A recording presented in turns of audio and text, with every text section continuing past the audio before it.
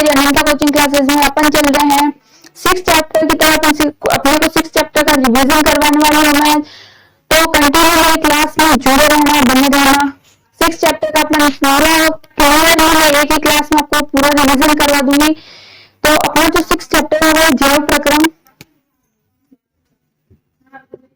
6 unit है, वो है अपनी जैव प्रक्रम,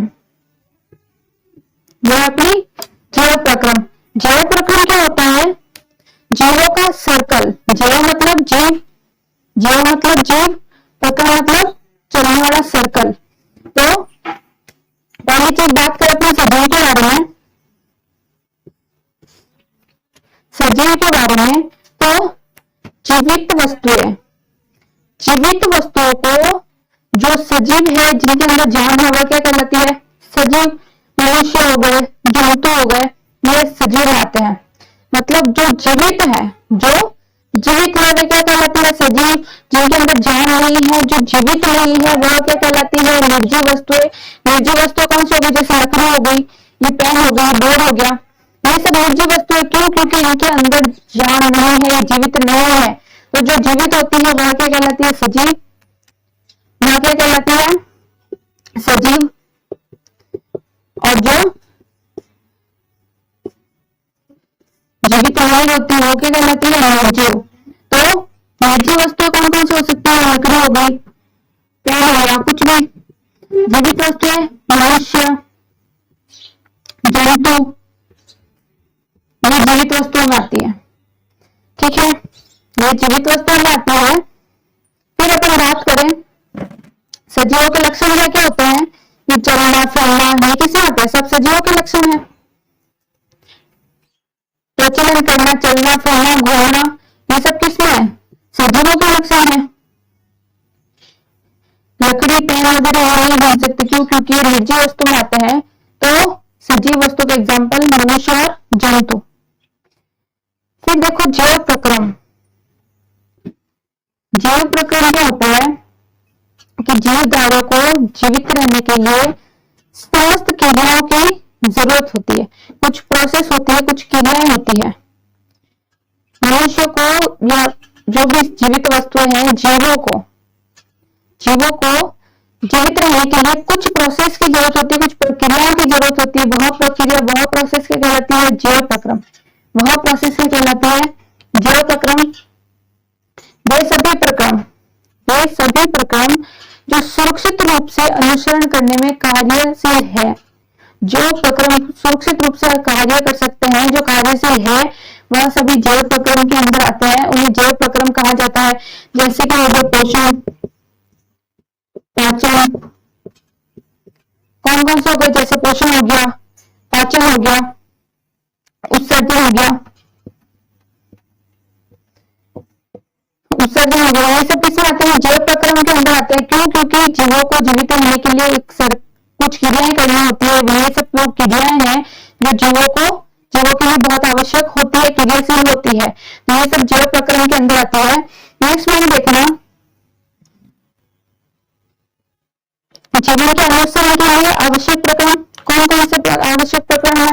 पहला हो गया पोषण, दूसरा हो गया पाचन, उत्सर्जन, श्वसन, परिवहन, वृद्धि, ये सब किसमें आता है? जैव प्रक्रम में आता है। ये सब जैव प्रक्रम के अनुसरण में आते हैं। ठीक है, फिर बात करें अपन पोषण की। कि जीवों को जीवित रहने के लिए पोषण की आवश्यकता होती है। जीवों को जीवित रहने के लिए, उनके विकास के लिए पोषण की आवश्यकता होती है। क्योंकि सजीव जीवों को जीवित रहने के लिए पोषण की आवश्यकता होती है, खनिजों की आवश्यकता होती है,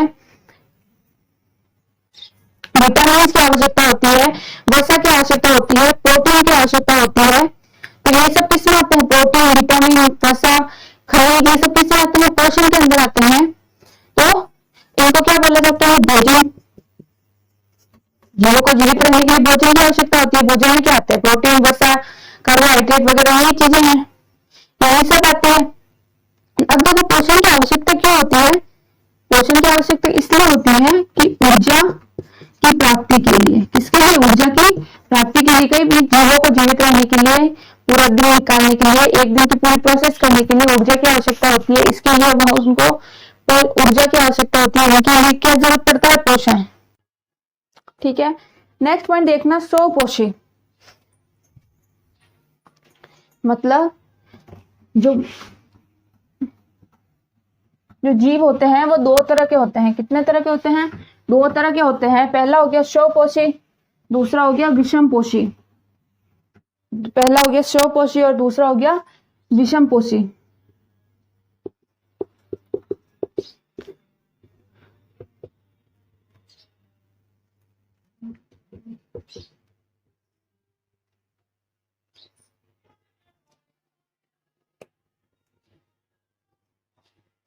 स्वपोषी जीव क्या होते हैं? स्वपोषी जीव जो सूर्य के प्रकाश की उपस्थिति में अपना पोषण प्राप्त करके है, कार्बन डाइऑक्साइड गैस प्राप्त करके अपना भोजन बनाते हैं। स्वपोषी मतलब जो स्वयं अपना पोषण बनाते हैं। ऐसे जीव जो स्वयं अपना पोषण बनाते हैं क्या कहलाते हैं? स्वपोषी जीव। विषमपोषी क्या होते हैं? कि जो किसी और के ऊपर डिपेंड रहते हैं। जो क्या रहता है? किसी और के ऊपर डिपेंड रहते हैं, जो खुद सेल्फ अपना भोजन नहीं बनाते, भोजन के लिए या पोषण के लिए अन्य जीवों पे डिपेंड रहते हैं, वह क्या कहलाते हैं? विषमपोषी के अंदर आते हैं। स्वपोषी मतलब जो अपना भोजन भी स्वयं बनाते हैं, जैसे पौधे कभी किसी के ऊपर पोषण के लिए डिपेंड नहीं रहते, जो अपना भोजन सेल्फ बनाते हैं, खुद बनाते हैं। जो किस में आएंगे? स्वपोषी में आएंगे। सूर्य के प्रकाश की प्रेजेंट में कार्बन डाइऑक्साइड का, जल का यूज करके स्वयं भोजन बनाते हैं, वे स्वपोषी। जो किसी और पोषण के लिए किसी और पर डिपेंड रहते हैं, वे क्या कहलाते हैं? विषमपोषी। ठीक है, नेक्स्ट पॉइंट देखना,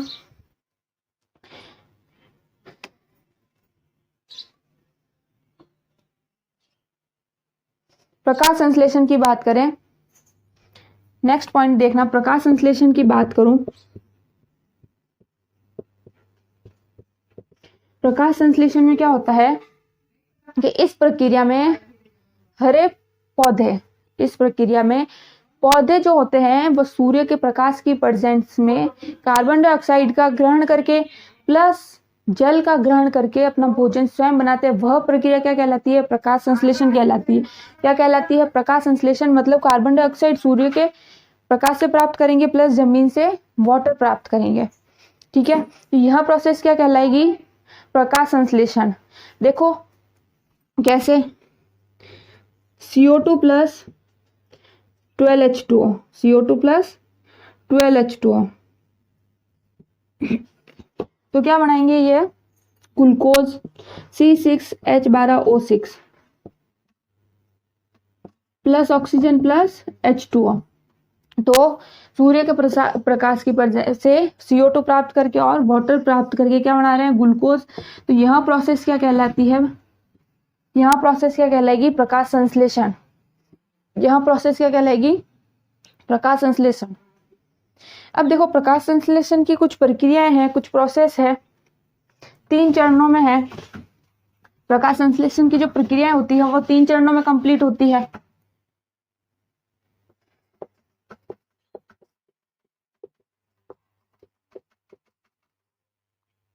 तीन चरणों में कंप्लीट होती है। मतलब क्लोरोफिल द्वारा प्रकाश ऊर्जा का अवशोषण करना। पहला प्रोसेस क्या होगा? क्लोरोफिल द्वारा प्रकाश ऊर्जा का अवशोषण करना। प्रकाश ऊर्जा का अवशोषण करना किसके द्वारा? क्लोरोफिल के द्वारा। दूसरा, प्रकाश ऊर्जा को रासायनिक ऊर्जा में चेंज करना। दूसरी प्रोसेस क्या होती है? प्रकाश ऊर्जा को रासायनिक ऊर्जा में चेंज करना।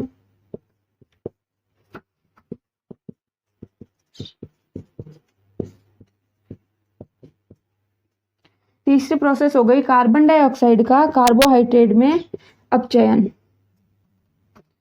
CO2 का कार्बोहाइड्रेट में अपचयन।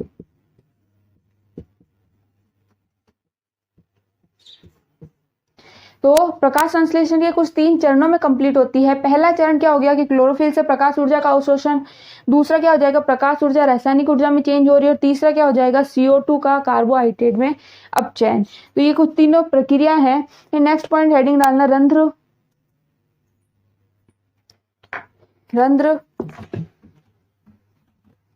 रंध्र क्या होते हैं? जो पौधे की पत्तियों पर प्रेजेंट रहता है। रंध्र क्या होते हैं? पौधे की पत्तियों पर पाए जाते हैं। छोटे छोटे छेद पत्तियों के ऊपर छोटे छोटे छेद क्या कहलाते हैं? रंध्र कहलाते हैं। करते क्या है कि प्रकाश संश्लेषण की प्रक्रिया में गैसों का आदान प्रदान करने का काम करते हैं। कौन? रंध्र करेंगे, जो पत्तियों के ऊपर छोटे छोटे छिद्रों के रूप में प्रेजेंट रहते हैं। ठीक है, अब देखो पौधे के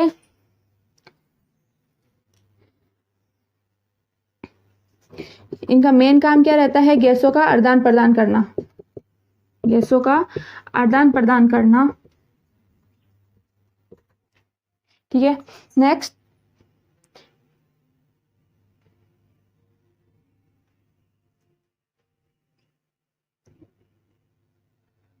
इसके अलावा रंध्रों के द्वारा जल वाष्प की क्रिया भी होती है। इसके अलावा मेन गैसों का आदान प्रदान तो करते ही है, लेकिन इसके अलावा कौन सी प्रोसेस भी होती है?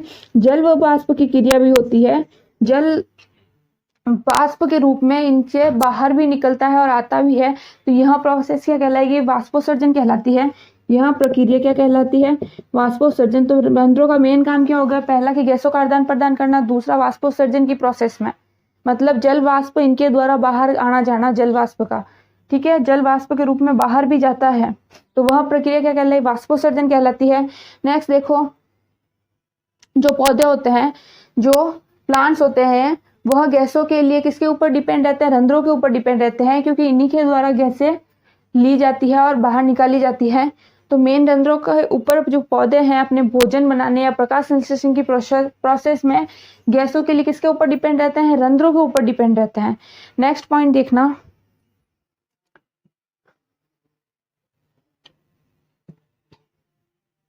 विषमपोषी पोषण। विषमपोषी पोषण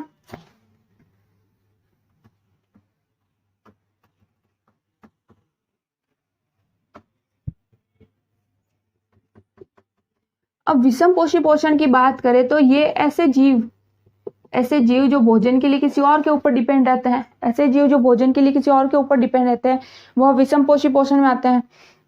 विषमपोषी पोषण के अंदर जैसे शाकाहारी भी आते हैं, मांसाहारी भी आते हैं। शाकाहारी भी है और मांसाहारी भी आते हैं। तो जो शाकाहारी जंतु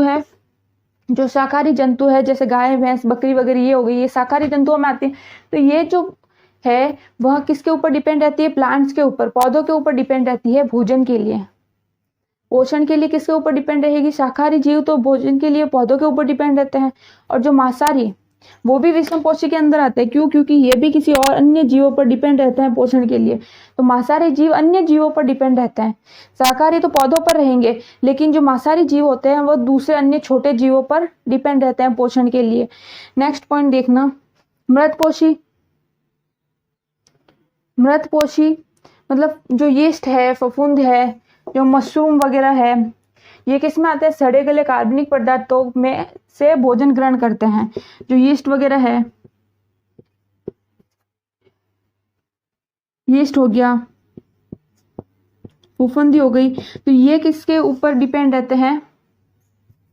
ये किसके ऊपर डिपेंड रहते हैं?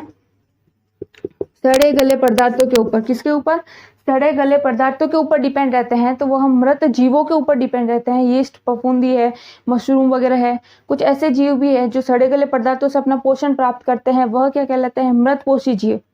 जो सड़े गले जीवों से अपना भोजन प्राप्त करते हैं, वह क्या कहलाते हैं? मृतपोषी जीव। तो और सर्वहारी जीव, बात करूं मैं सर्वहारी जीव के बारे में। सर्वहारी जीव जैसे कुत्ता, बिल्ली वगैरह है आदि वनस्पति उत्पादों, या जैसे कुत्ता वगैरह, बिल्ली है जो वनस्पति उत्पादों को खाते हैं। कुत्ता हो गया तो वो बिल्ली के ऊपर डिपेंड रहते हैं पोषण के लिए। सर्वहारी जो सबके ऊपर डिपेंड रहते हैं, जो अन्य जीवों से भी पोषण प्राप्त करते हैं और अन्य उत्पादों से भी पोषण प्राप्त करते हैं, जो दोनों तरह से पोषण प्राप्त करते हैं, वो किसमें आ गए? सर्वहारी जीवों में आ गए। जैसे बिल्ली हो गई, कुत्ता हो गया, ये किस में आते हैं? सर्वहारी जीवों में आते हैं, जो अन्य उत्पाद के से पोषण प्राप्त करेंगे, लेकिन अन्य जीवों से भी पोषण प्राप्त करते हैं। जो दोनों तरह के होते हैं वो किस में आते हैं? सर्वहारी जीवों में आते हैं। नेक्स्ट देखना, परजीवी। परजीवी क्या होते हैं? कुछ ऐसे जीव जो पोषक को बिना मारे अपना पोषण प्राप्त करते हैं। जो पोषण को बिना मारे अपना पोषण प्राप्त करते हैं, जो जीवों को बिना मारे अपना पोषण प्राप्त करते हैं, वे किस में आते हैं? परजीवी के अंदर आते हैं। वे किस में आएंगे? परजीवी के अंदर आते हैं। नेक्स्ट पॉइंट देखना, जैसे परजीवी के एग्जाम्पल ले लो, जैसे जू, लीची, ये बिना किसी को मारे अपना पोषण प्राप्त करते हैं। लीची वगैरह है, पीताकर्मी है, परजीवी के कुछ एग्जाम्पल हैं। नेक्स्ट पॉइंट देखना,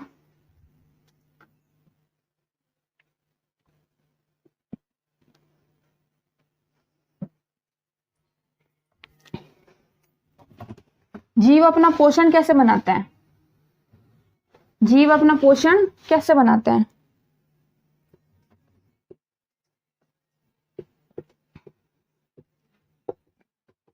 जीव अपना पोषण कैसे बनाते हैं? जैसे मैं अमीबा का एग्जाम्पल लूं, जैसे मैं अमीबा में पोषण के बारे में बात करूं, अमीबा में पोषण के बारे में बात करूं तो अमीबा अपना भोजन कैसे बनाती है कि अमीबा खुद सेल्फ किसी और से पोषण प्राप्त करती है, लेकिन ये अपना पोषण कैसे बनाती है? जैसे ये मान लो कोई अमीबा है, यहाँ अगर कोई कण पड़ा है, यहाँ कोई भोजन का कण पड़ा है, तो अमीबा क्या करेगी? अमीबा क्या करेगी? धीरे धीरे इस पोषण को अपने अंदर ले लेगी। तो जो भोजन का कण था, जो अमीबा ने क्या किया, अपने अंदर इस भोजन के कण को ले लिया। तो अमीबा है क्या? एक कोशिकीय प्राणी है। अमीबा क्या है? एक कोशिकीय प्राणी है, बिल्कुल एक कोशिका से बना प्राणी है। और सिर्फ इसके अंदर क्या होता है? एक केंद्रक होता है और कोशिका द्रव्य होता है। एक कोशिकीय जीव है अमीबा।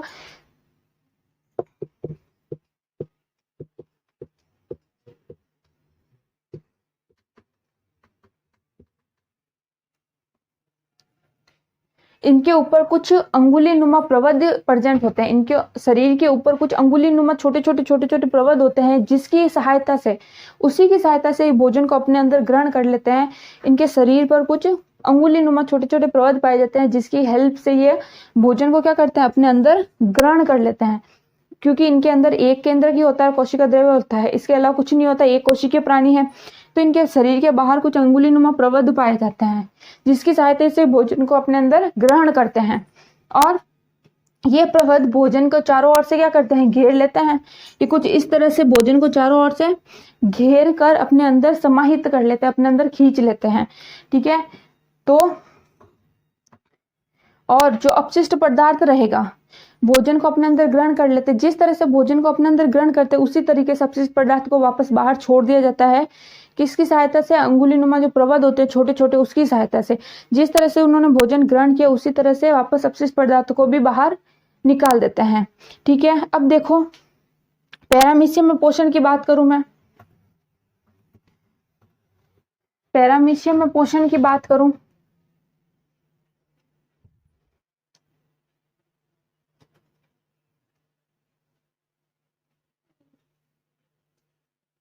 पैरामीशियम भी क्या है? एक कोशिकीय जीव है। अमीबा की तरह पैरामीशियम भी एक कोशिकीय जीव होता है।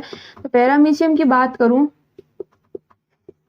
तो पैरामीशियम क्या है? एक कोशिकीय प्राणी है, प्लस इसके शरीर पर भी कुछ छोटे छोटे प्रवध पाए जाते हैं। अंगुली नुमा संरचना में कुछ धागे नुमा संरचना पाई जाती है, उनको क्या बोलते हैं? प्रवध। कुछ प्रवध पाए जाते हैं, किंतु इनकी कोशिका का आकार निश्चित होता है। इनकी कोशिका का आकार क्या होता है? निश्चित होता है।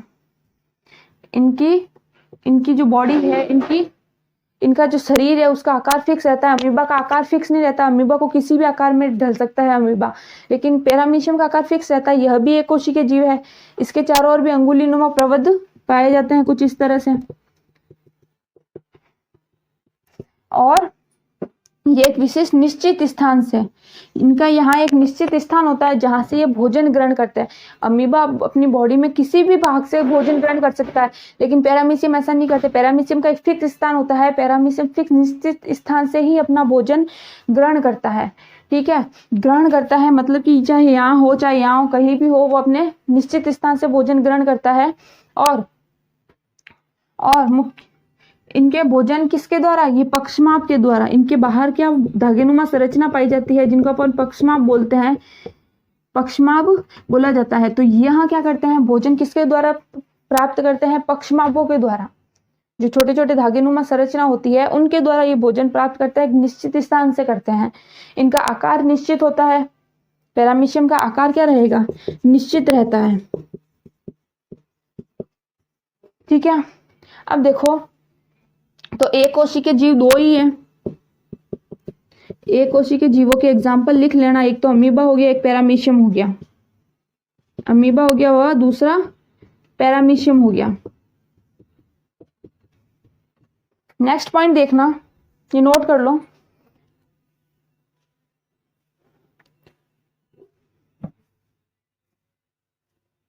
नेक्स्ट पॉइंट देखना, मनुष्य में पोषण। मनुष्य में पोषण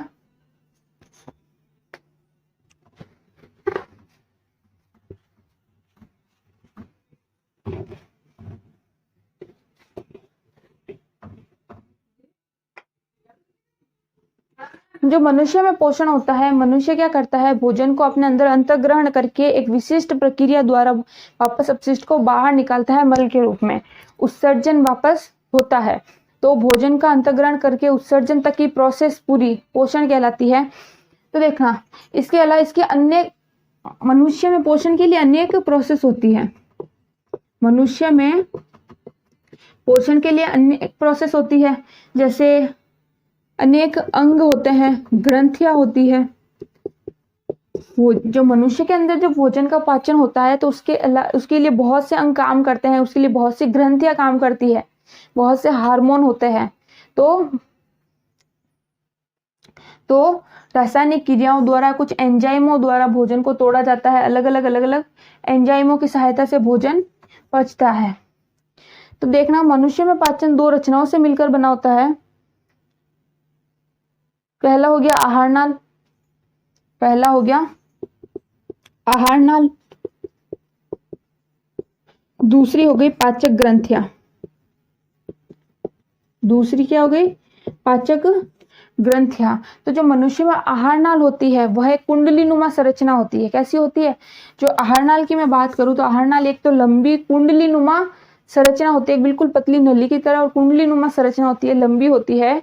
तो जो मुंह से लेकर गुद्दा तक ये आहारनाल पूरी कंप्लीट होती है, कुंडलीनुमा संरचना पूरी गुद्दे तक फैली होती है। कहां से, मुंह से लेकर गुद्दे तक पूरी फैली रहती है ये। ठीक है, फिर मनुष्य में आहारनाल जो है कितने, कम से कम 8 से 10 मीटर लंबी होती है। कितनी, मनुष्य के अंदर जो आहारनाल होती है वह 8 से 10 मीटर तक क्या होती है, लंबी होती है। 8 से 10 मीटर लंबी होती है कम से कम आहारनाल। ठीक है, इसमें प्रमुख अंग होते हैं। आहारनाल के अंदर बहुत सारे अंग होते हैं जो कार्य करते हैं पोषण के लिए। अब अंग की बात करें अपन, तो अंग की बात करें तो देखना, तो पहला कौन सा हो गया, मुख। दूसरा कौन सा है, ग्रसनी। मुख के बाद क्या आती है, ग्रसनी। उसके बाद क्या आती है, ग्रास नली। उसके बाद क्या आती है, ग्रास नली। उसके बाद अमाशय, फिर छोटी आंत, छोटी आंत, फिर बड़ी आंत। आहारनाल मुख से लेकर गुद्दे तक बहुत से अंग उसमें पाए जाते हैं। मुख हो गया, ग्रसनी हो गई, फिर ग्रास नली हो गई, फिर बड़ी आंत, और फिर छोटी आंत, फिर बड़ी आंत। ठीक है, तो ये क्या होते हैं, पूरी एक आहारनाल के अंदर ये प्रेजेंट होते हैं। आहारनाल के अंदर ये भाग प्रेजेंट होते हैं। तो नेक्स्ट अपन देखो बात करते हैं मुख के बारे में। मुख क्या होता है, दो गतिशील पेशियों का बना होता है। मुख के बारे में अपन बात करें,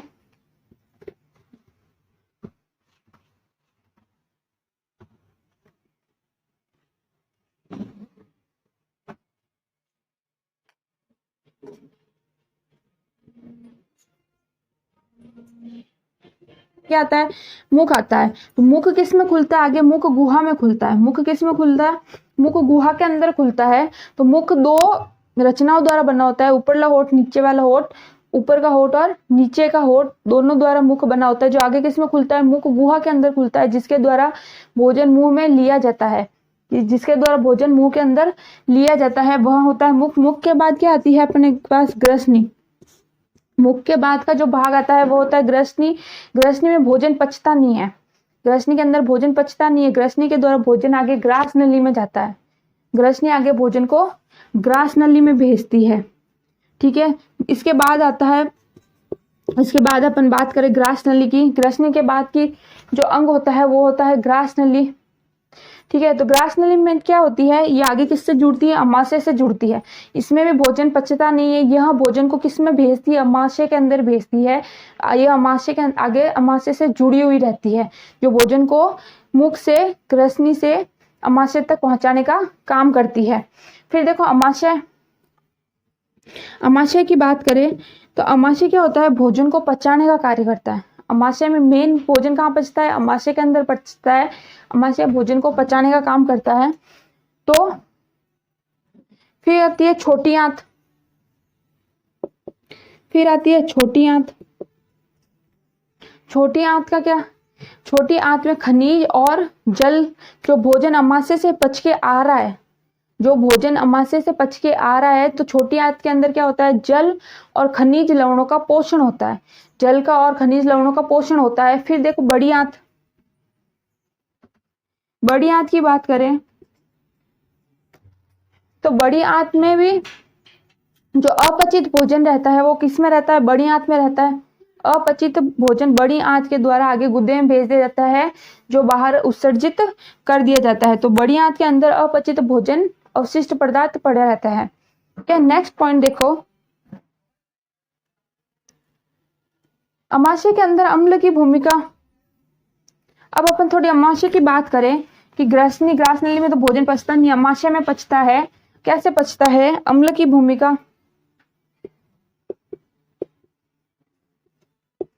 अमाशय में अम्ल की भूमिका।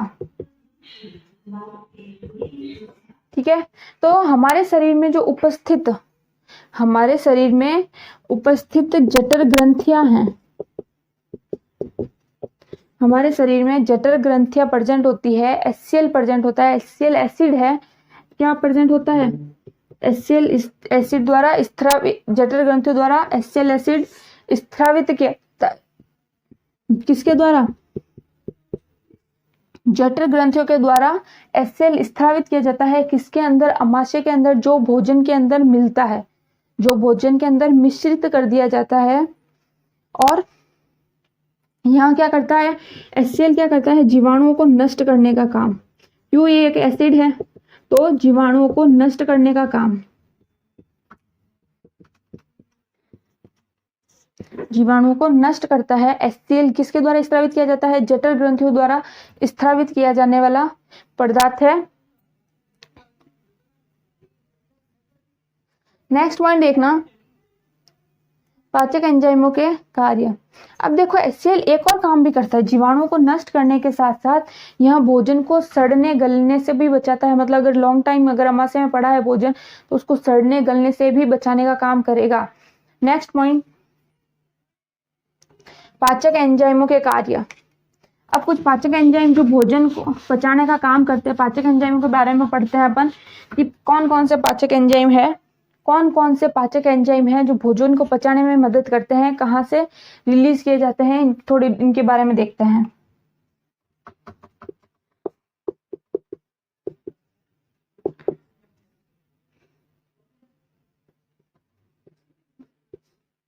पाचक एंजाइमों के कार्य।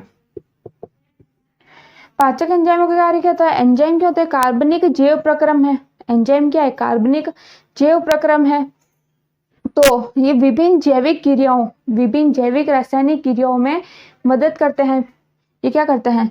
विभिन्न जो अपनी बॉडी में जो भी जैविक क्रियाएं हो रही है, जैविक रासायनिक क्रियाएं हो रही है, उसमें हेल्प करने का काम करते हैं, उनकी दर को बढ़ा देते हैं। जो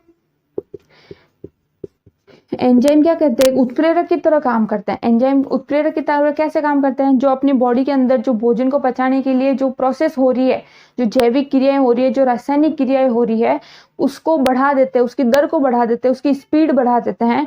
कौन? एंजाइम।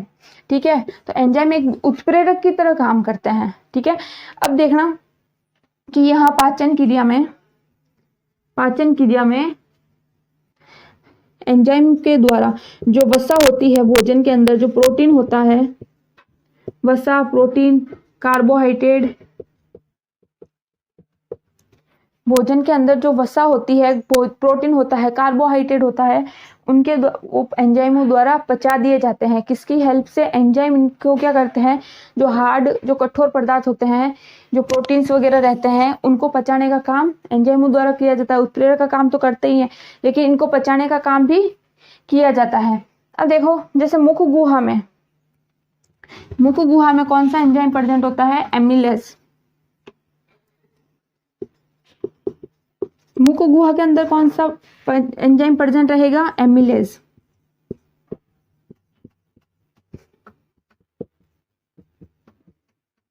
एमिलेज एंजाइम कार्बोहाइड्रेट का पाचन करता है। जो एमिलेज एंजाइम है, किसका पाचन करेगा? कार्बोहाइड्रेट का। किसके अंदर प्रेजेंट रहता है? मुख गुहा के अंदर। ठीक है, नेक्स्ट देखो माल्टोज। दूसरा एंजाइम की मैं बात करूं, माल्टोज एंजाइम क्या होता है? जो एमाइलेज एंजाइम है वो कार्बोहाइड्रेट का पाचन करके किसमें चेंज हो जाता है? माल्टोज में। किसमें चेंज हो जाता है? माल्टोज में बदल जाता है। ठीक है, तो इसने क्या किया? कार्बोहाइड्रेट का पाचन करके किसमें चेंज हो गया? माल्टोज में चेंज हो गया। और अब देखो पेट के अंदर, ये तो हो गए मुख में। उदर में कौन सा एंजाइम पाया जाता है? Lipase enzyme. उदर के अंदर लाइपेज एंजाइम प्रेजेंट होता है, जो वसा का पाचन करता है। कि लाइपेज एंजाइम किसका पाचन करेगा? वसा का पाचन कर रहा है। एमिलेज और माल्टोज क्या हो रहे हैं? कार्बोहाइड्रेट का पाचन कर रहे हैं। कहाँ प्रेजेंट होते हैं? मुख के अंदर प्रेजेंट होते हैं। लेकिन जो उदर में प्रेजेंट होता है वो होता है लाइपेज एंजाइम, जो किसका पाचन करता है? वसा का पाचन करता है।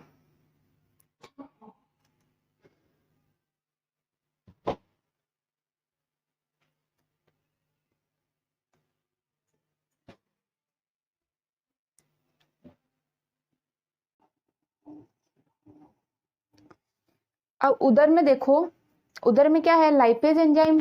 जो लाइपेज एंजाइम क्या करता है? वसा का पाचन करता है। अब मैं बात करूं यकृत की, तो देखना, यकृत क्या है? अपने शरीर की सबसे बड़ी ग्रंथि। यकृत क्या है? अपने शरीर की सबसे बड़ी ग्रंथि यकृत कहलाती है। और यकृत से क्या स्त्रावित होता है? पीत लवण स्त्रावित होता है। उसमें पीत लवण उपस्थित होते हैं। उसके अंदर जो पीत रस होता है, उसमें पीत लवण प्रेजेंट होते हैं। तो पीत रस का स्त्रावण,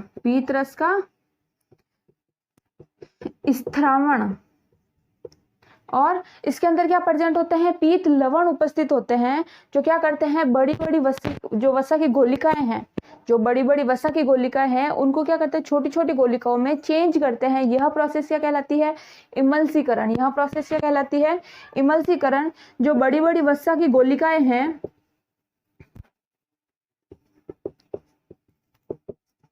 वसा की गोलिकाओं को किसमें चेंज करते हैं? छोटी में। किसमें चेंज करते हैं? यह प्रोसेस क्या कहलाती है? इमल्सीकरण। यह प्रोसेस क्या कहलाती है? इमल्सीकरण कहलाती है। मतलब जो यकृत से जो पीत का स्त्रावण हो रहा है, उसके अंदर क्या प्रेजेंट रहते हैं? पीत लवण प्रेजेंट रहते हैं। और यहाँ पीत लवण क्या करते हैं? वसा की बड़ी गोलिकाओं को किसमें चेंज करते हैं? छोटी गोलिकाओं में चेंज करते हैं। यह प्रक्रिया क्या कहलाती है? इमल्सीकरण कहलाती है। नेक्स्ट पॉइंट देखना, अग्नाशय। अग्नाशय क्या है? अग्नाशय क्या है? अग्नाशय क्या होती है? अग्नाशय एक मिश्रित ग्रंथि। अग्नाशय क्या है? एक मिश्रित ग्रंथि होती है।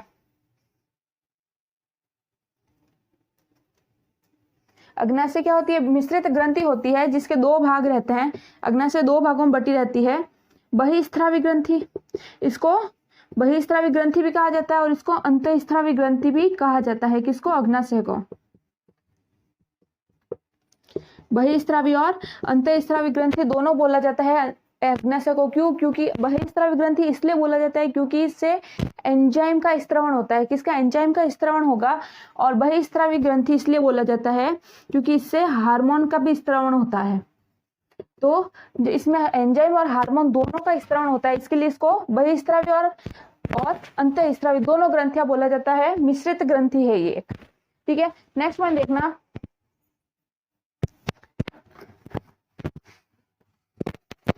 नेक्स्ट पॉइंट देखना,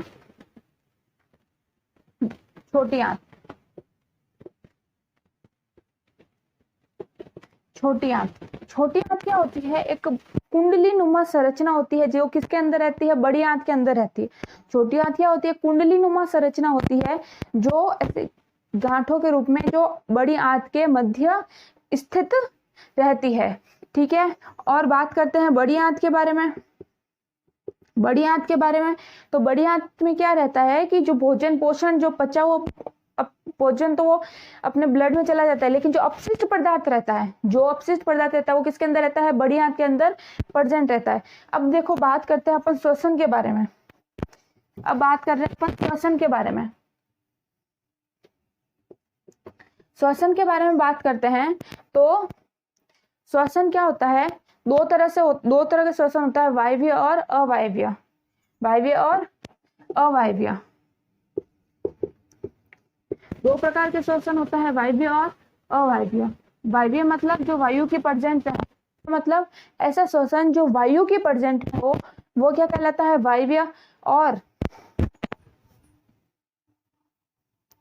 ठीक है, तो वायवीय अवायवीय मतलब जो वायु की अनुपस्थिति में हो, ऑक्सीजन की उपस्थिति में होने वाला और ऑक्सीजन की अनुपस्थिति में होने वाला। ठीक है, अब देखो इसमें क्या होता है कि जो ग्लूकोज होता है C6H12O6, जो ग्लूकोज होगा वह किस में चेंज होता है? पाइरूवेट में चेंज होता है। ग्लूकोज किस में चेंज होगा? पाइरूवेट के अंदर। किसके अंदर चेंज होगा? पाइरूवेट में चेंज होगा। और यह प्रक्रिया कहाँ होती है? पूरी प्रक्रिया कोशिका द्रव्य के अंदर होती है। जो ग्लूकोज पाइरूवेट में चेंज हो रहा है, यह प्रोसेस कहाँ होती है? कोशिका द्रव्य के अंदर होती है। यह पूरी प्रोसेस जो वायु की प्रेजेंस में और वायु की एब्सेंस में। ठीक है, तो क्या होता है? कार्बन डाइऑक्साइड का प्लस जल का प्लस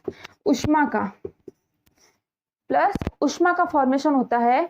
अब देखो जो इसमें दो तरह के श्वसन होते हैं।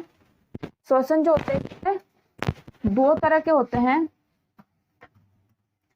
उत्श्वसन और निश्वसन। उत्श्वसन और निश्वसन।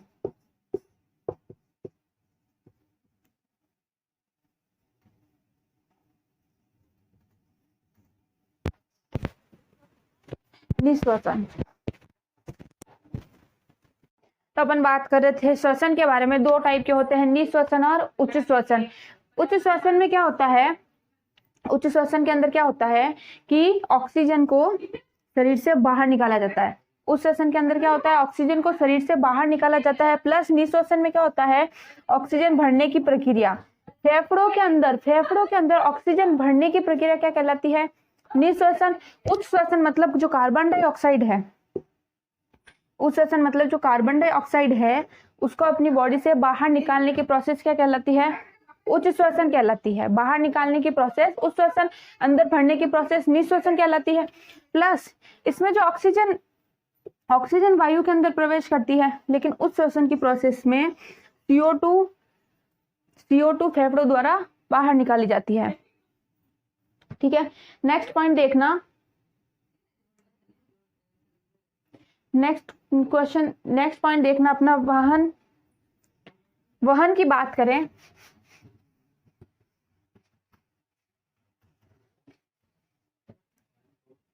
वहन की बात करें तो वहन क्या होता है कि मानव शरीर के लिए रुधिर का वहन करना। वहन क्या होता है? मानव शरीर के अंदर रुधिर का वहन होना, बहना एक तरल माध्यम का कार्य करता है। वहन मतलब जो अपने अंदर ब्लड बह रहा है, वहन का कार्य कर रहा है, एक तरल के रूप में बह रहा है, तो वही क्या हो गया? वहन हो गया। और जो तरल बह रहा है, जो तरल अपनी बॉडी में रुधिर के रूप में बह रहा है वही क्या कहलाता है? संयोजी ऊतक। वही क्या कहलाएगा? संयोजी ऊतक, जो तरल के रूप में रुधिर का वहन करता है। ठीक है, नेक्स्ट देखना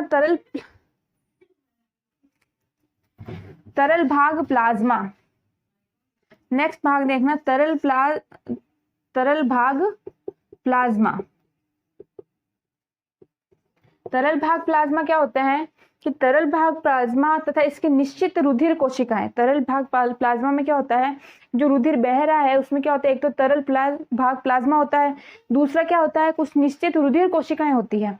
जो रुधिर बह रहा है उसके अंदर तरल भाग होता है प्लाज्मा का और रुधिर कोशिकाएं प्रेजेंट होती है। वही क्या है? संयोजी ऊतक है। वही क्या है? संयोजी ऊतक है। तो 90% भाग क्या होता है? रुधिर प्लाज्मा। रुधिर प्लाज्मा का 90% भाग प्रेजेंट होता है।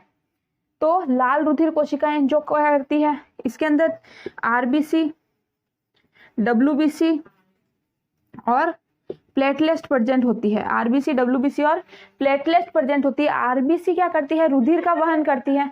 आरबीसी क्या करेगी? रुधिर का वहन करेगी। किसका? रुधिर का।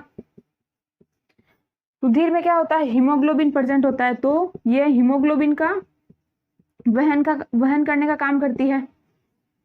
हीमोग्लोबिन क्या वहन करने का काम करती है। और मेन क्या होता है कि जो रुधिर का रंग लाल होता है, जो रुधिर का रंग लाल होगा वो किसके कारण होता है? एक तो हीमोग्लोबिन के कारण होता है। क्यों?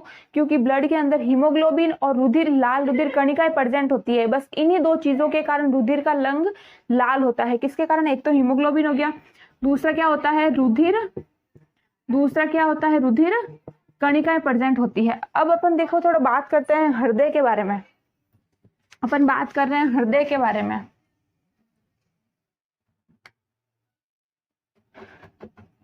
हृदय के बारे में बात करें तो जो मनुष्य का हृदय होता है वो बाईं ओर स्थित होता है। मनुष्य का जो हृदय होता है वह बाईं ओर स्थित होता है, बाईं ओर प्रेजेंट होता है। तथा इसका आकार कैसा होता है? एक मुट्ठी जैसा होता है। इसका आकार कैसा होता है? एक मुट्ठी की तरह होता है, कुछ इस तरह से होता है, बिल्कुल एक मुट्ठी की तरह होता है, बाईं ओर प्रेजेंट होता है अपनी बॉडी के अंदर। और मनुष्य के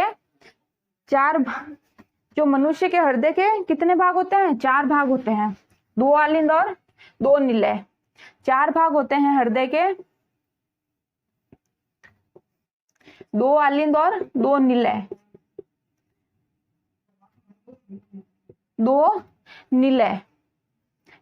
ठीक है, तो दायां आलिंद, बायां आलिंद और पहला हो गया दायां आलिंद, बायां आलिंद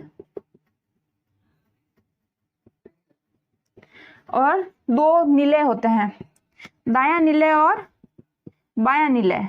2 निलय होते हैं, दायां निलय और बायां निलय। हृदय के 4 भागों में डिवाइड रहता है। फिर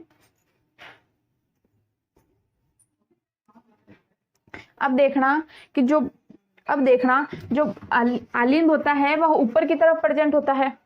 जो आलिंद रहता है वह ऊपर की तरफ प्रेजेंट रहता है। निलय जो रहते हैं वो नीचे की तरफ प्रेजेंट रहते हैं। निलय रहते हैं वह नीचे की तरफ प्रेजेंट रहते हैं। जो बायां आलिंद है वह बाएं निलय में खुलेगा। जो दायां आलिंद है वह किस में खुलेगा? दाएं निलय में खुलेगा। बायां आलिंद बाएं निलय में खुलता है, दायां आलिंद दाएं निलय में खुलता है। और आलिंद और निलय के बीच द्विवल्नी कपाट उपस्थित होता है।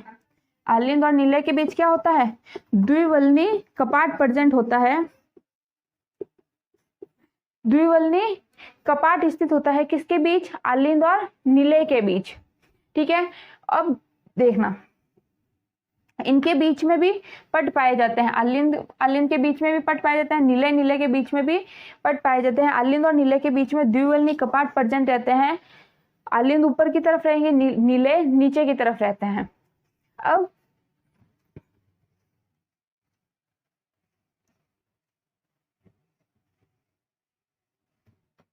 जो दायां आलिंद है जो दायां आलिंद है वह किस में खुलता है? महाशिरा में। महाशिरा इसमें आकर मिलती है। महाशिरा किस में आकर खुलती है? दायां आलिंद के अंदर आकर खुलती है। और जो महाधमनी है वह किसके अंदर आकर खुलती है? महाधमनी किसके अंदर आकर खुलती है? बाएं आलिंद के अंदर।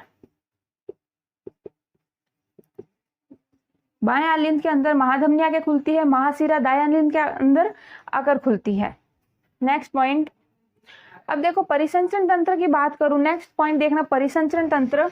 परिसंचरण तंत्र क्या होता है?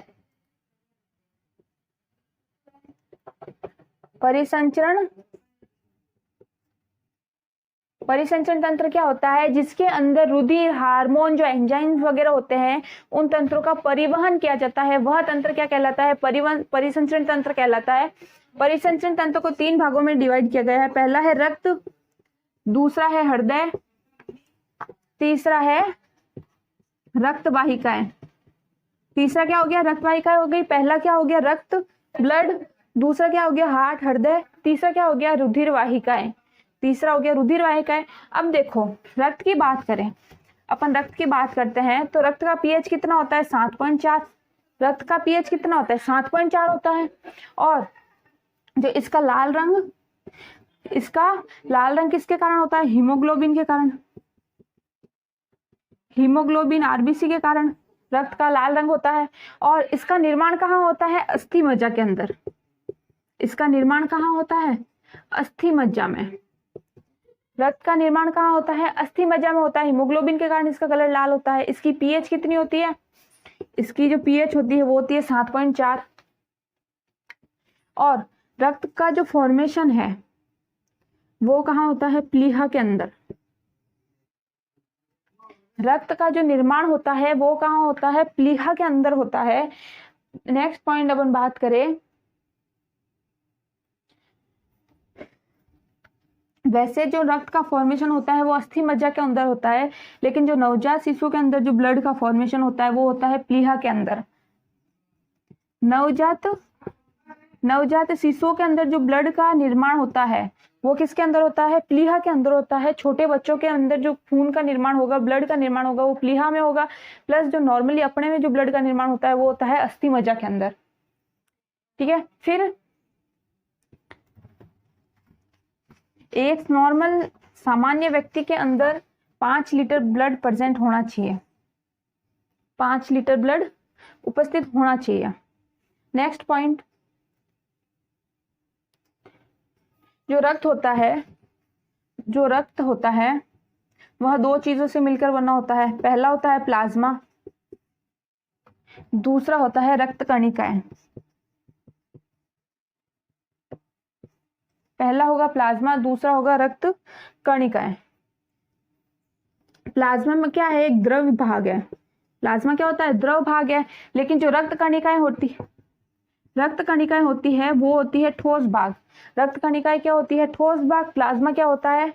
द्रव भाग होता है, जिसके अंदर प्लाज्मा के अंदर जो जल होता है वो 91% प्रेजेंट होता है। किसके अंदर? प्लाज्मा के अंदर। और इसके अलावा कार्बनिक, अकार्बनिक, अकार्बनिक भाग प्रेजेंट रहते हैं। कार्बनिक पदार्थ उपस्थित रहते हैं। फिर ठोस भाग क्या होता है? ठोस भाग में आरबीसी प्रेजेंट रहती है, डब्ल्यूबीसी प्रेजेंट रहती है और प्लेटलेट प्रेजेंट रहती है।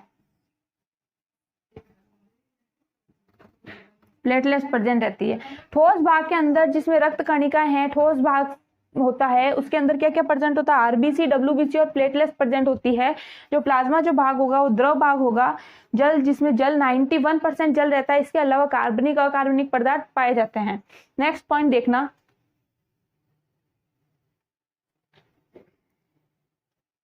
आरबीसी। नेक्स्ट पॉइंट देखना आरबीसी।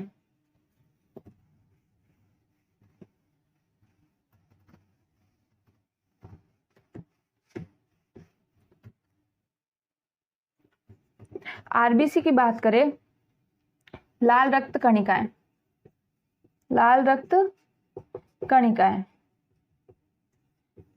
आरबीसी में क्या होता है, सबसे पहला कि आरबीसी में हीमोग्लोबिन पाया जाता है। आरबीसी के अंदर हीमोग्लोबिन पाया जाता है। यह क्या है, एक रंजक होता है। हीमोग्लोबिन क्या है, एक रंजक है, जिसकी वजह से ब्लड का कलर रेड रहता है। किसकी वजह से, हीमोग्लोबिन की वजह से इसको एक रंजक कहा जाता है, जिसके कारण, और लाल आरबीसी रुधिर कणिकाओं का, आरबीसी जो होता है वो रुधिर कणिकाओं का 99% हिस्सा होता है। आरबीसी रुधिर कणिकाओं का कितना हिस्सा होता है, 99% रुधिर कणिकाओं का हिस्सा होता है आरबीसी। प्लस आरबीसी में केंद्रक विहीन कणिकाएं होती है। आरबीसी के अंदर क्या होती है, केंद्रक विहीन कणिकाएं, केंद्रक विहीन कणिकाएं, और ऑक्सीजन का परिवहन करती है। आरबीसी क्या करती है, ऑक्सीजन का परिवहन करती है। नेक्स्ट देखो डब्ल्यूबीसी, नेक्स्ट देखना डब्ल्यूबीसी।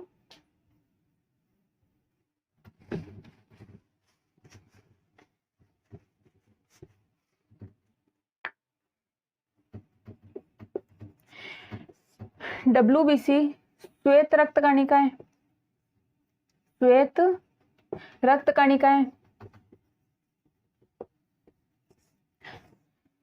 इनमें केंद्रक पाया जाता है।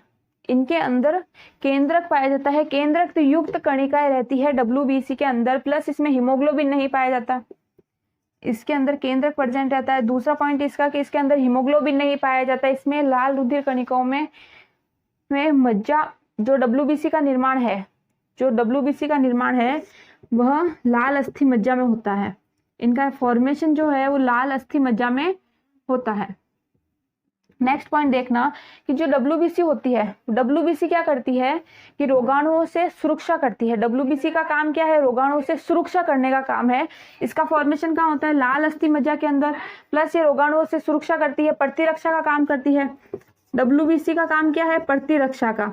डब्ल्यूबीसी का काम क्या है, प्रतिरक्षा का काम है, प्रतिरक्षा करती है। ठीक है, नेक्स्ट बात करते हैं अपन प्लेटलेट्स की। नेक्स्ट मैं बात करूं प्लेटलेट्स की या फिर बिंबाणु,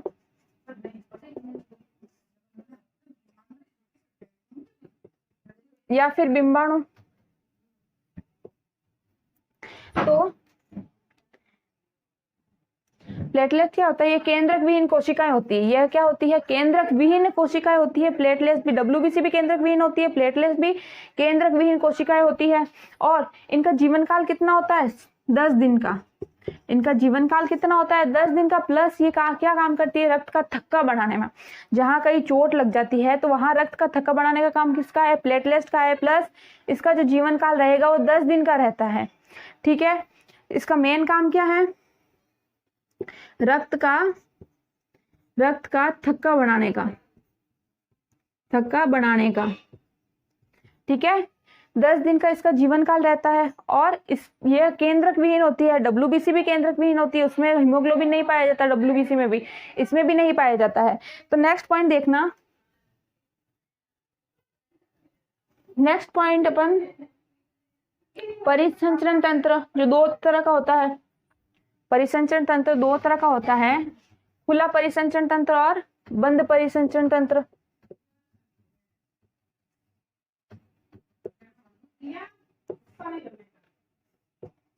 खुला परिसंचरण तंत्र और बंद परिसंचरण तंत्र।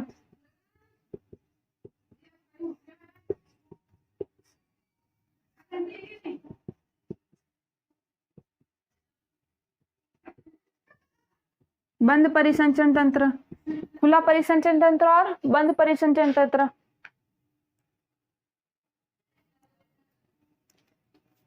परिसंचरण में क्या होता है, अपनी बॉडी में जो कार्बनिक पदार्थ हैं, जो अपनी बॉडी के अंदर, अपने शरीर में जो कार्बनिक पदार्थ है, जो पोषक पदार्थ है, जो भोज्य पदार्थ है, वह एक भाग से दूसरे भाग तक पहुंचाने की प्रक्रिया क्या कहलाती है, परिसंचरण तंत्र कहलाती है। प्रक्रिया पूरे एक तंत्र की तरह काम करती है कि जो भी पोषक तत्व है वो एक भाग से दूसरे भाग तक पहुंचाए जाते हैं।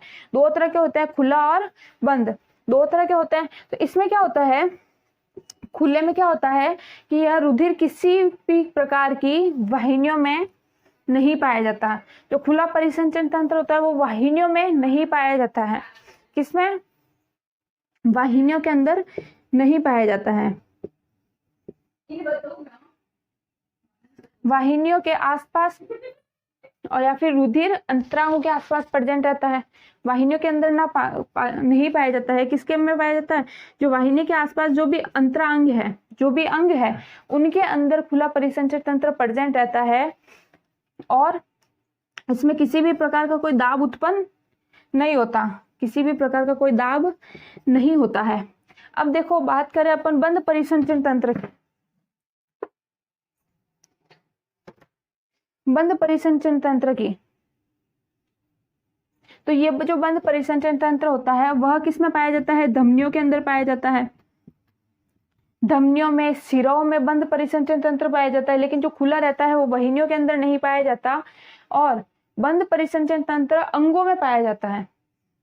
खुला परिसंचरण तंत्र अंगों के बाहर की तरफ पाया जाता है, लेकिन जो बंद परिसंचरण तंत्र होगा वो अंगों के अंदर पाया जाता है, धमनियों, सिरों, वाहिनियों में प्रेजेंट रहता है और इसके ऊपर दाब उत्पन्न होता है। दाब उत्पन्न होता है किसमें? इस बंद वाले में। नेक्स्ट पॉइंट देखना, नलिकाएं और रुधिर वाहिकाएं। नेक्स्ट, नलिकाएं और रुधिर वाहिकाएं।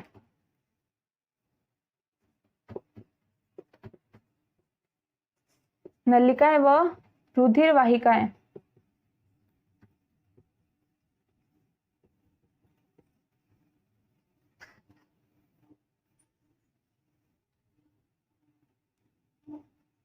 नलिकाएं रुधिर वाहिकाओं की बात करें तो रुधिर वाहिकाएं क्या होती है? अपने शरीर में जो ब्लड होता है उसको लाने ले जाने के लिए, उसको एकत्र करने के लिए जो वाहिकाएं होती है वही रुधिर वाहिकाएं कहलाती है। 3 तरह की होती है, महाधमनी, शिरा और केशिकाएं।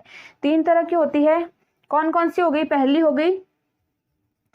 हो गई धमनी, दूसरी हो गई शिरा, तीसरी क्या हो गई? केशिकाएं। तीसरी क्या हो जाएगी? केशिकाएं होती है। यह क्या करती है? ब्लड को एक स्थान से दूसरे स्थान तक ले जाने का काम करती है। जो धमनी होती है वो थोड़ी मोटी और लचीली, मोटी त्वचा की होती है।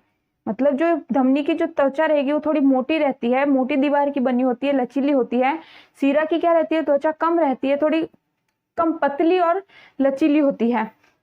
तो धमनी क्या करती है? धमनी शुद्ध रुधिर को हृदय से लेके अन्य अलग अलग भागों तक पहुंचाती है, अलग अलग अंगों तक पहुंचाने का काम करती है। और जो शिरा होती है वह क्या करती है? जो अशुद्ध खून है, जो अशुद्ध ब्लड है, जो अशुद्ध रक्त होता है वह अन्य भागों से लेकर कहाँ आती है? हृदय के अंदर लाके छोड़ती है। शिरा क्या करती है? जो अशुद्ध ब्लड होता है वह अन्य भागों से लेकर आती है हृदय के अंदर। और धमनी क्या करती है? हृदय से शुद्ध रक्त को अलग अलग भागों तक पहुंचाने का काम करती है। कौन? धमनी करती है। और इस धमनी में क्या होता है? जो रक्त का बहाव होता है वो थोड़ा तीव्र होता है, स्पीड होती है। जो रक्त बहता है वो स्पीडली बहता है, लेकिन शिरा के अंदर जो ब्लड बह रहा है वो थोड़ा धीमे बहता है। जो स्पीड होती है वो उसकी कम होती है। किसकी? शिरा के अंदर।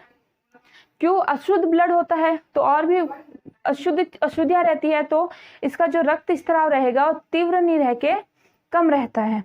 धमनी के अंदर ब्लड का रक्त स्त्राव फास्ट रहता है। अब अपन देखो केशिकाओं की बात करें।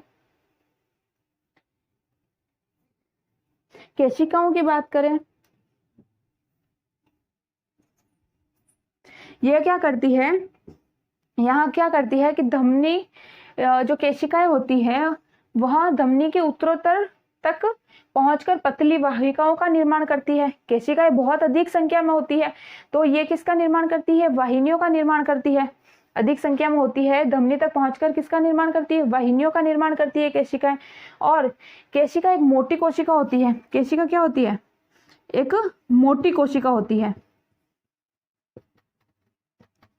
मोटी कोशिका होती है। इनमें गैसों का या अन्य पदार्थों का सरलता से विनिमय किया जाता है। केशिकाएं जो ब्लड का काम कौन करती है? धमनी और शिराएं करती है, लेकिन जो केशिकाएं होती है ब्लड के अलावा जो अन्य पदार्थ है उनका वहन करने का काम केशिकाओं का होता है। नेक्स्ट पॉइंट, तो पादपों में वहन 2 द्वारा होता है। एक तो जाइलम, दूसरा हो जाएगा फ्लोएम। पहला हो जाएगा जाइलम, दूसरा क्या हो जाएगा? फ्लोएम। जाइलम की बात करें तो जाइलम का क्या काम है? कि जाइलम का क्या वर्क होता है कि यह मिट्टी से प्राप्त जल व खनिजों का परिवहन करता है। क्या करता है? मिट्टी से जो भी जल व खनिज प्राप्त होते हैं, जल व खनिज प्राप्त होते हैं, उनका क्या करता है? परिवहन करता है। परिवहन करने का काम करता है, मतलब मिट्टी से जो प्राप्त होते हैं वो सब पौधे के हर एक भाग तक पहुंचाने का काम कौन करता है? जाइलम करेगा। नेक्स्ट देखो, फ्लोएम की बात करें तो फ्लोएम क्या करता है? पत्तियों द्वारा जो भोजन तैयार होता है, पत्तियों द्वारा तैयार भोजन को पौधों के विभिन्न भागों तक पहुंचाने का काम करता है फ्लोएम। पत्तियों द्वारा बनाया गया भोजन विभिन्न एक एक भागों तक पहुंचाने का काम कौन करता है? फ्लोएम। नेक्स्ट बात करें मानव में उत्सर्जन की, मानव में उत्सर्जन। नेक्स्ट बात करें मानव में उत्सर्जन की,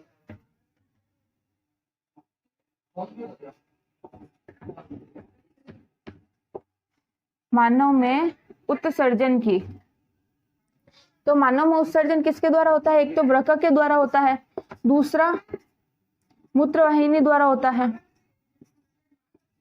चौथा मूत्राशय, तीसरा मूत्राशय और चौथा क्या हो जाएगा? मूत्रमार्ग हो जाएगा। तो वृक्क द्वारा क्या किया जाता है? रक्त को फिल्टर किया जाता है। वृक्क क्या करता है? रक्त को फिल्टर करने का काम करता है। जो ब्लड आ रहा है अशुद्ध है वो वृक्क किडनी द्वारा ब्लड को फिल्टर किया जाता है। और मूत्रवाहिनी, मूत्रवाहिनी क्या करती है? जो मूत्र है वो मूत्राशय तक पहुंचाने का काम करती है।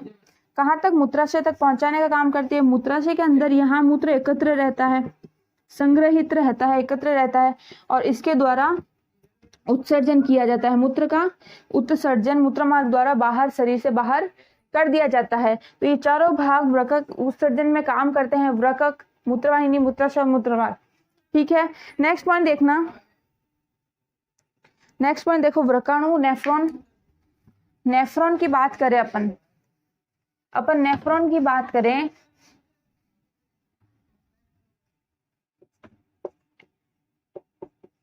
नेफ्रॉन की बात करें तो नेफ्रॉन के अंदर जो पहला देखो बोमेन संपुट, बोमेन संपुट, दूसरा हो जाएगा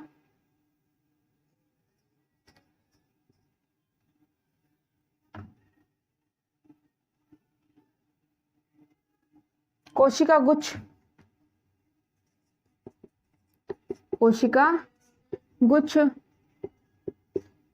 तीसरा हो जाएगा नलिकाकार भाग, और चौथा हो जाएगा संग्राहक नलिका, संग्राहक नलिका। तो बोमेन संपुट है जिसके अंदर क्या रहता है? रक्त कोशिकाओं का, ब्लड कोशिकाओं का, ब्लड जो है उसमें बोमेन संपुट में आता है। इसके अंदर क्या होता है? बहुत सी रक्त कोशिकाओं का गुच्छा होता है, बहुत सी रक्त कोशिकाओं का गुच्छा होता है, और बोमेन संपुट द्वारा उन कोशिकाओं से ब्लड को फिल्टर किया जाता है। जो रक्त कोशिकाओं का गुच्छा होता है उसके बोमेन संपुट के द्वारा उन ब्लड को क्या किया जाता है? फिल्टर किया जाता है। तो नलिकाकार भाग जो है यहाँ क्या करता है? यहाँ जो ग्लूकोज है, ब्लड के साथ जो ग्लूकोज, एमिनो एसिड और जल जिनका पुनः अवशोषण करने का काम कौन करता है? नलिकाकार भाग करता है। क्यों? जब ब्लड किडनी से आ रहा है, वृक्क से आ रहा है, तो बोमेन संपुट उस ब्लड को फिल्टर करेगा, लेकिन जैसे ही ब्लड नलिकाकार भाग में जाएगा तो वहां पर क्या होता है? ग्लूकोज, एमिनो एसिड और जल का पुनः अवशोषण कर दिया जाता है, वापस अवशोषित कर लिए जाते हैं ये भाग संग्राहक नलिका। तो संग्राहक नलिका में यहाँ मूत्र संग्रहण रहता है, मूत्र का निर्माण हुआ है वो संग्रहण रहेगा, एकत्र रहेगा। ठीक है, यहाँ नेफ्रॉन की स्ट्रक्चर, ये नेफ्रॉन की स्ट्रक्चर है।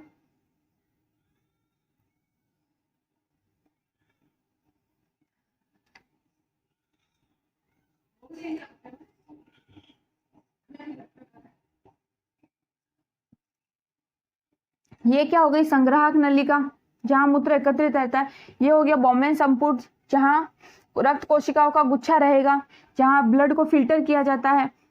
ये हो गया नलिकाकार भाग, जहां ग्लूकोज, एमिनो एसिड और जल को पुनः अवशोषण किया जाता है। तो ये एक नेफ्रॉन की स्ट्रक्चर है जहां पूरे ब्लड को शुद्ध किया जाता है।